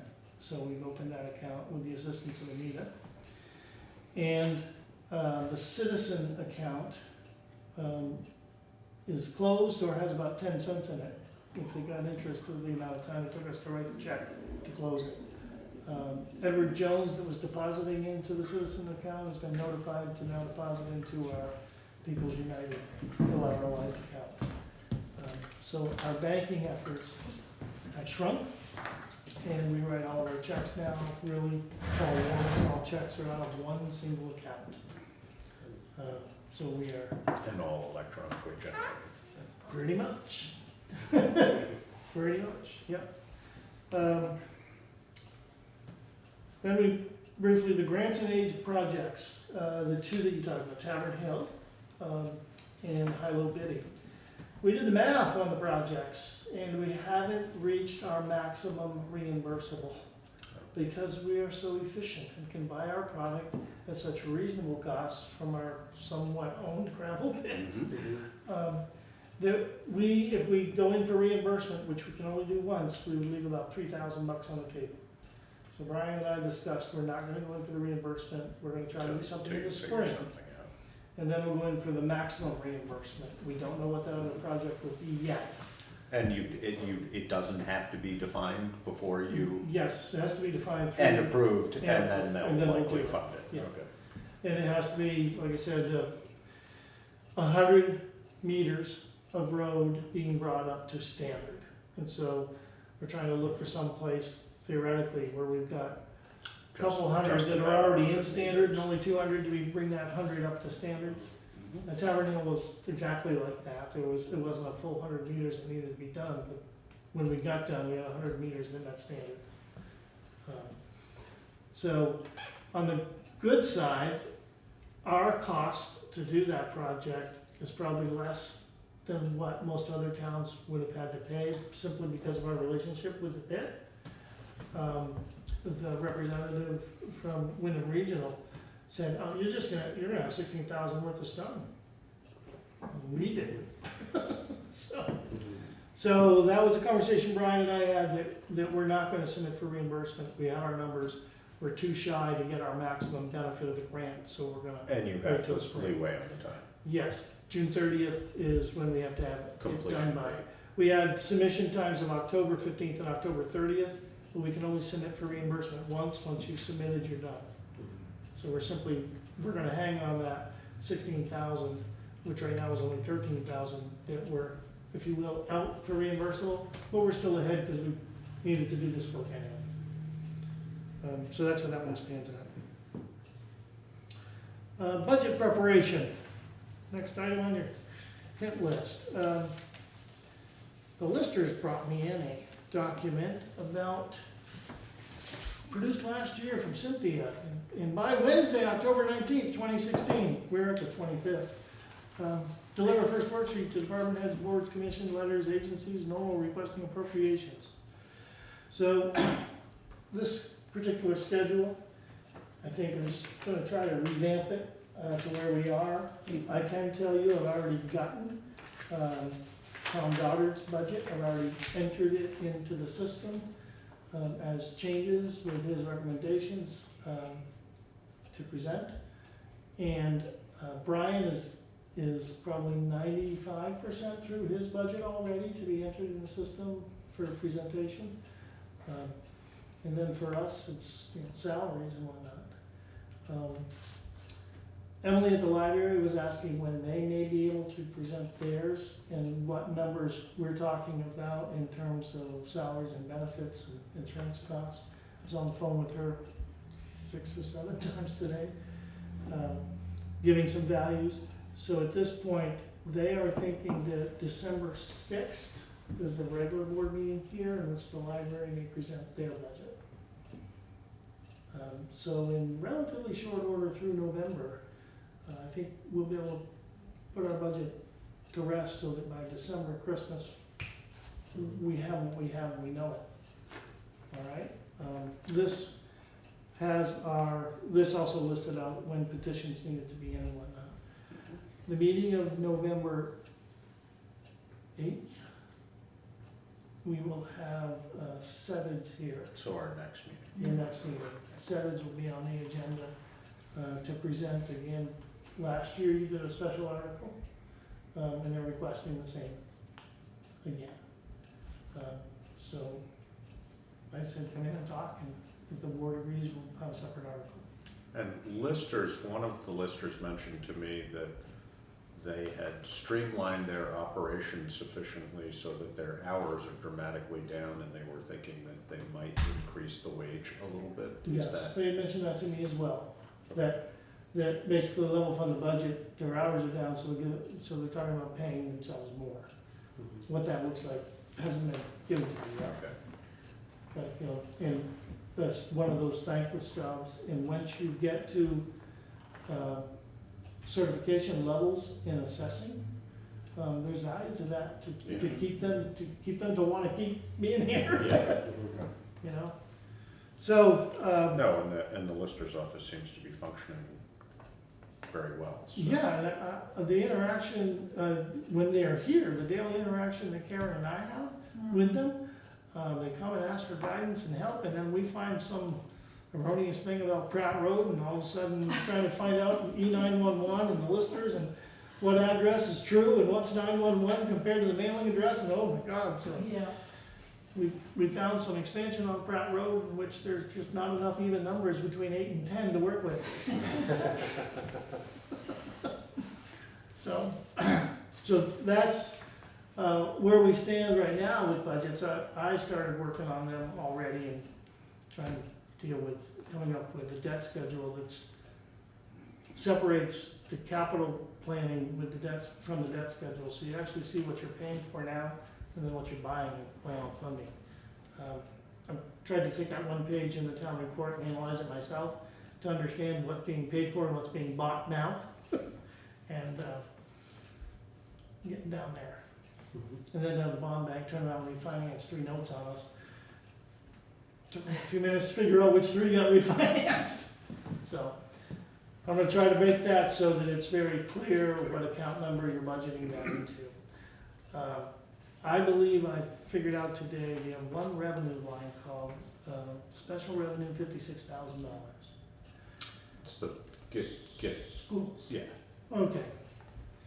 Because School we paid contributions, yeah. fire station debt in this order. Out of that And with it's in on one side and out on the other side. Right. That's what I was, Yeah, that's what it's that's what I was trying to do. And it should be in excess, that 56 is greater than the amount that's due on that bond annually at this point, I thought. It's about that with interest penalty. I mean, with interest and principal, it's about that. Is it? 44 and 8 is 52, so about $4,000. So there's a little bit, yeah, because we had, I can't remember whether we did officially shift that to the public safety. We talked about changing the name of that line item to a public safety. I can't remember what it's listed under. Well, and you right now you run it through, general fund is income Right, and general fund is expense. And I had thought it might be in the 330 fund, which is the public safety something fund. right. And I thought that's where you were running it through, donations in. And the net result is it stays in the public safety building fund, if you will, if there's any residual. Because right now that residual stays in your general fund as an undesignated fund balance, and to me, you're losing it if you do that.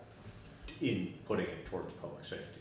You're losing its definition because it's just general government surplus. Right, that's what we had talked about this of, Yeah, you know, whether we, you know, earmark that for in the future. that purpose. So that's something that So could be during, proposed. by June 30th, if we know what a number is, then the board before June 30th can designate a fund balance, which is calculated in the following method to arrive at a designated fund balance in the general fund for the public safety building. My solution is to run it all through a different entire fund. The money comes in and goes out, and it's not tax related at all.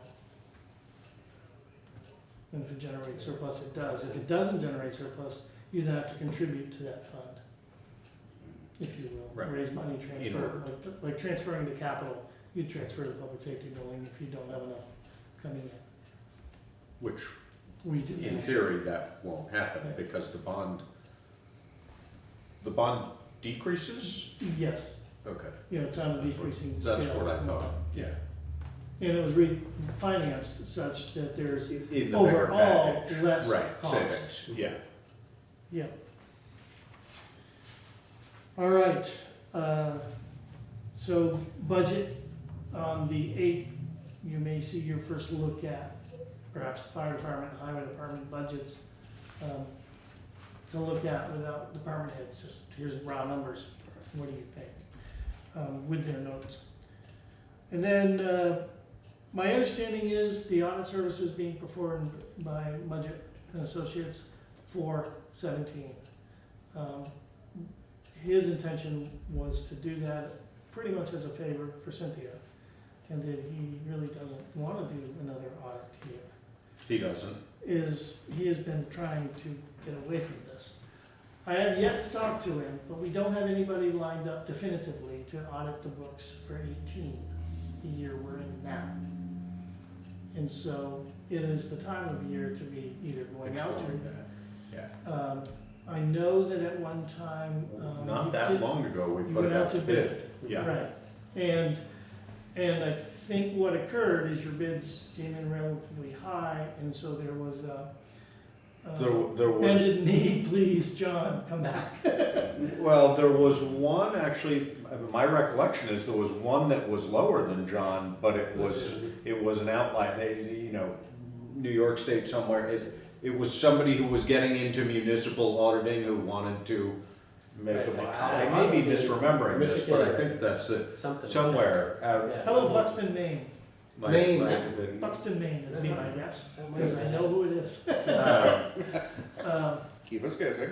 R.H.R. Smith, Buxton, Maine. We just went out for the VHCB, we went out to bid last year, and we settled on a company called Melanson Heath that's based in Manchester, New Hampshire. Mhm. And I don't know whether we got a bid from them last time around, but they, for VHCB, they also do Putney School, and for both VHCB and Putney School, they have been competitive. Mhm. And they really they're a substantial firm that specializes in municipal auditing, and educational institution auditing. And VHCB has been, this is their first year using them, and they've been very happy with the level of professionalism, et cetera. And we historically had used John, Okay. and the bids were fairly comparable. John was not dying to be doing it, so. So I will start my conversation with John first. And basically, again, because of transition, going with an auditor who's familiar with your business already can be very beneficial. Because he knows what to ask for that I may not know. If you're going, if he's really not interested, then you're going out and you're gonna be in a transition in which a year started with one manager, went through another manager, and possibly into another manager by the time the year ends. And that continuity question, depending upon who the auditor is, I'm known by many of them, so I get contacted even if I was just consulting for a town, contacted by the auditor and say, you know, what were you thinking things, so. But I wanted to put that on this agenda because I think we need to explore that. Thinking And make about sure this. that before we get into April, then we have something lined up. Yeah, Because typically they do a preliminary visit April, May, or June, and then they come after year close. So, I want to just make sure we're on top of that. Like I said, I'm fairly sure that RHR Smith would have put in a bid here, because that's the Buxton one. That That's doesn't ring a Buxton, bell, but, mean- but it might be. It was a ways away. Yeah, no, there were, It's odd. Yeah. It Could seemed have a been. little I odd. don't know. Okay. So we'll follow up again with John Mudgett first, and then go from there. All right, now the big one. Series of financial reports. These again are just our major funds, that being general funds, Fund 100. No, those are all Yep. grouped together, and then pass that second. Gotcha, second, Josh. Of note, first page, top line, checking account. The reason we have $1 million in the checking account is because we have closed so many accounts and consolidated all that money into our sweep collateralized account. Scary to note is if you go down to the due to from line, which is the next one, it has got a negative sign in front of it. That's an indication that the amount of money we have in our checkbook is not enough to cover what we owe all those other funds. However, what to realize is on the I think you're gonna go down Tax payment. 3 pages, and you're gonna see on the balance sheet of the highway fund, that the highway fund is owed $512,000. And the highway fund and the general fund are Down really three, just wait, are you, down 3, so you're on highway but fund. you're still in, Fund start of one. highway fund, yeah, okay. Highway fund Yeah. 101, Yeah. 255, $512,000 is owed to highway, but highway and general fund used to be combined. Right. So when you take away 500,000 from $1.2 million, you're at 700 is really what's owed to all those other funds. So you're in better shape because the highway fund is really integral with the general fund. It's only by accounting that it looks like you owe more than you have. Because we give highway credit for all its tax dollars, but it has no receivable of taxes. Okay, that's, So, due to and from, so the due to and from would be negative 700,000 yeah, if this were put in there, yep, and that would be relative to the 1,000,000 to your cash. and 93 that we had. Yeah. Okay. Yep, This 512, you may have said this, but I missed it, is owed by the state? no, that's just general tax dollars, if you will. Okay, We give credit to highway, but we show the receivable of the 2,800,000 in the receivable for taxes. right. A lot of those tax dollars are educational, but Right. as well, they are also highway, So we owe this to ourselves? yes, Right, okay. yes. Are we owed anything by the state? Did we get our blacktop money? Or We we owed it? didn't get a grant for class 2 paving this year. We won't get one, I don't think, for 2 more years, we won't qualify for one. We do get our state aid, which came in. That's what I. And state aid to that's what I was highways, thinking of. yeah, Right. that has come in. We got, just yesterday, the current use hold harmless and the state pilot of $149. Ooh. Payment in lieu of taxes. Think we can buy a lottery ticket. So those are the big numbers, and again, the second liability down says due to school for $2 million. So of the 2.8 of taxes to be collected, 2 million of that is owed to the school. And then if these are, numbers to scare you, it's really not.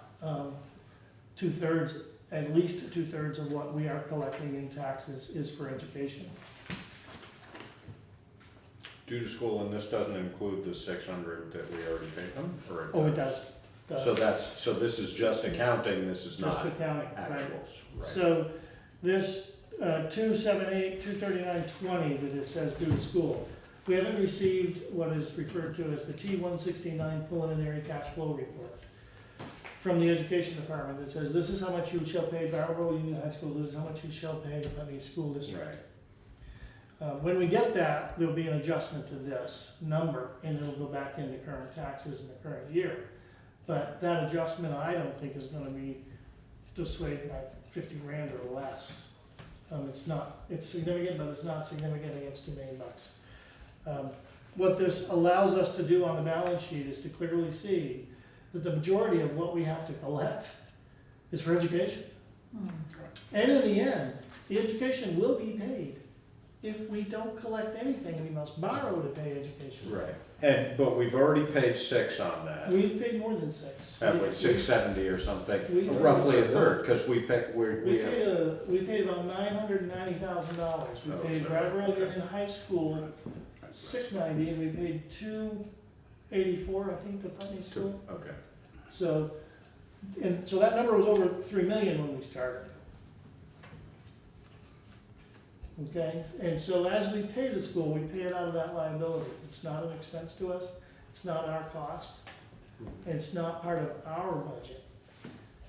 So as you look at budget to actual, if we put the school in there, then it looks like once we pay the school, we go from a 5% of our budget is spent to 95% of our budget is spent. And so it's not a good pattern to put your educational spending, if you will, paying the school, into your budget. It's such a huge number compared to anything else you do. So that's the quick answer on the balance sheets. Looking at the total fund balance, next to last line, 563,000 to the good.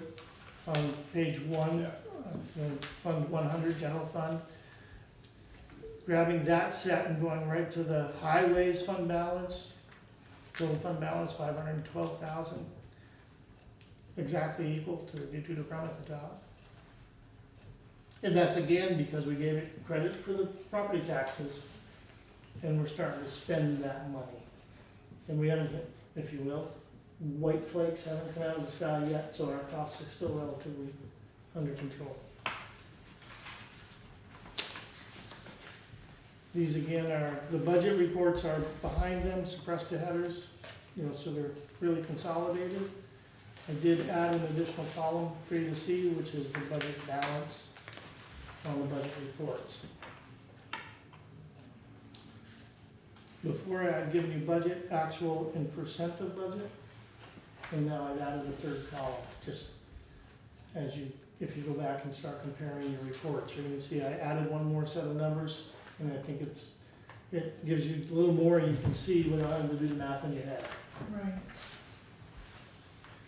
What did you add? That third, this third column got added.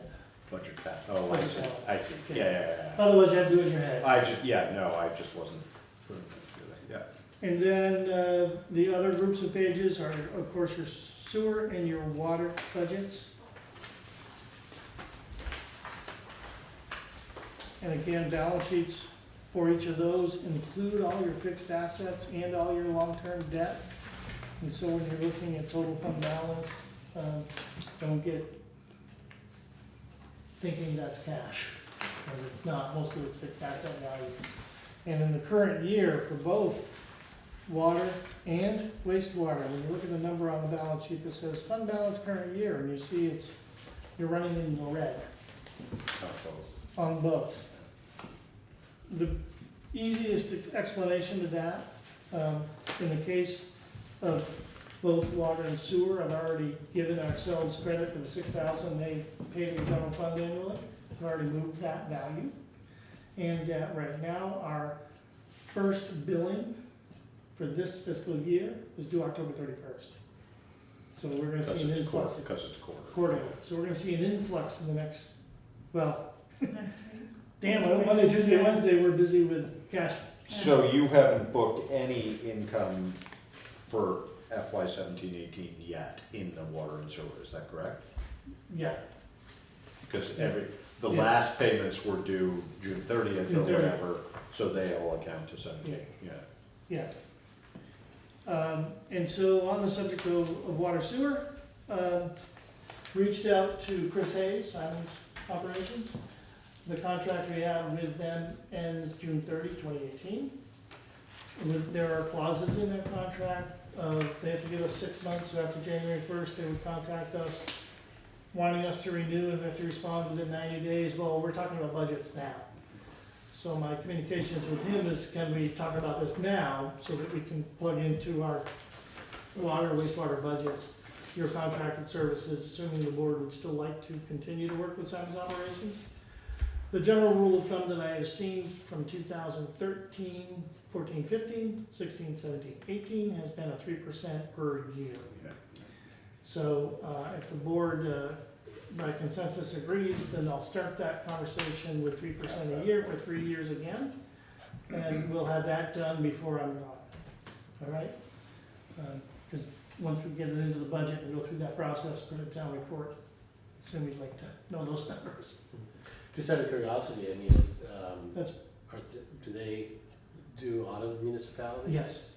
So they're very, I is that, I mean, are there others that people use, or, I mean, if, I have not run across that. Not a lot, I yeah. have not run across a lot. I was up in Milton and they provide services to trailer parks up there. And the trailer parks work in conjunction with the town of Milton, who does meter readings, but then this group goes in and does meter readings. I've seen them in Montgomery, and if you ever go to Montgomery, don't go during a snowstorm. They work there too. I think it's typical for Vermont is either they have a municipal department that does it, they do it in-house, or Simon's is one Or of the bigger Simon's, players. pretty much. That's my sense, I don't know that to be true. And quite often in the smaller communities where it's a one-man show, Right. and the one man, all of a sudden, for some reason retires, gets injured or whatnot, this is a company that comes in and picks it up. But if they're doing it regularly, they have enough diversity, they can bring people to a location. And when you're a one-man show, and you had employees, and I know in wastewater, you had a couple employees for years. We did.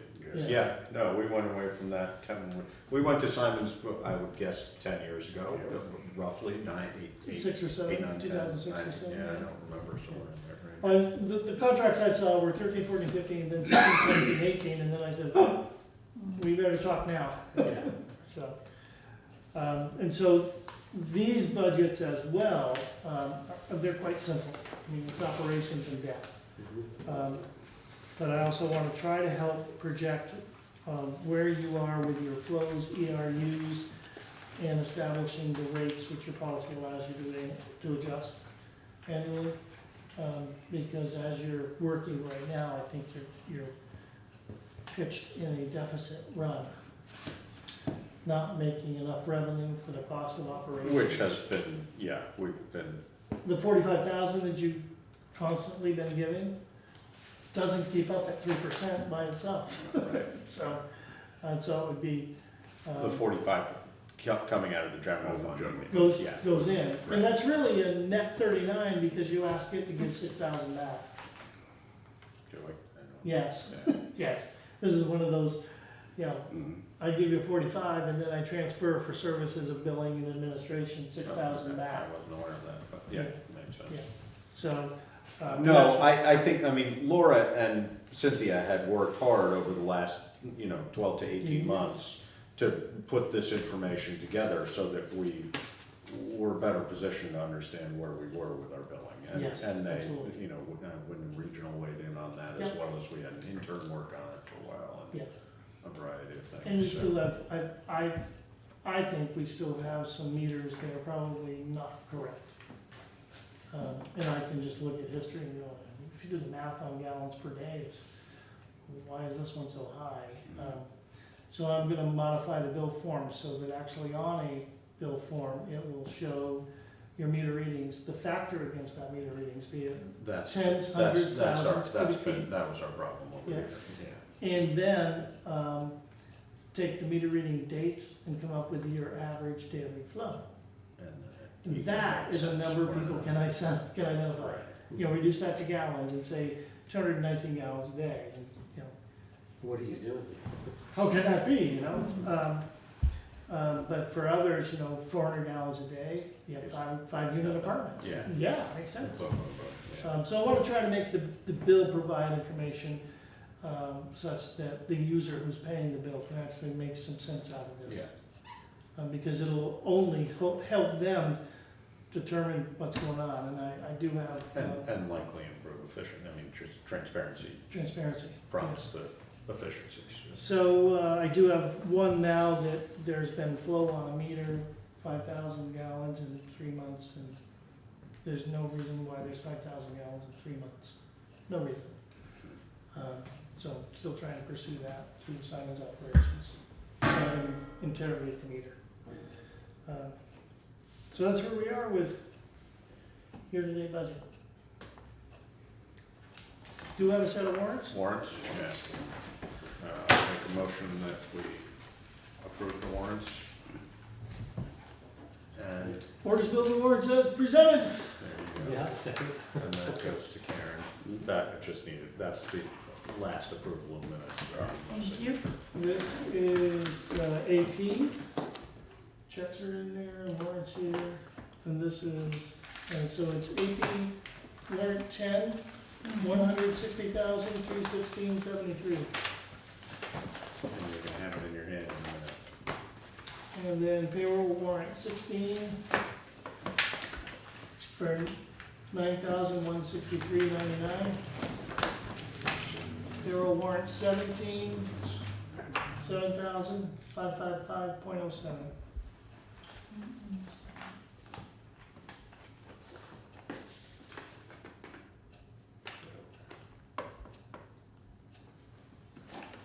We have Frank Farlow on here. Fire, more than likely. Oh, yeah, of course. On-call fire. Right, because there's a number of other firemen Yeah, listed yeah, there. never mind. That's Yeah. just- For response to emergencies only, we get paid. Well, Yeah. let's see. Um, Martin's, that's definitely, yeah, $96. Okay. Frank was $45. Yeah, no, it was, And so that was, you know, an intentional plan to try to get increased Right. response. And through a brief conversation with Tom, there has been a member or two who have said, because I'm getting paid and compensated something, I I am can more show up." willing to come. Yeah. And That so was the hope. that was the Yeah. intention. Yep.